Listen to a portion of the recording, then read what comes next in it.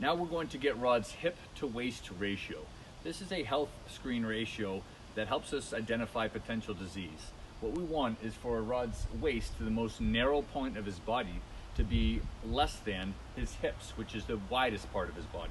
So all we're gonna have Rod do is lift his arms up, and I'm just gonna take a tape measure right around the hip to waist, and then we can divide them, and it's gonna give us a number that again is internationally recognized to help us manage his health.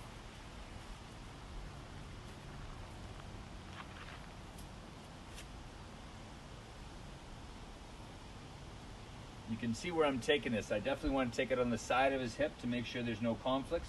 We at the widest point, we have 40 inches. It's going to keep that same position. I'm going to find the most narrow point. You can also do this by moving the tape around a little bit, just to find the least width. So now we have approximately, we'll say 37 inches.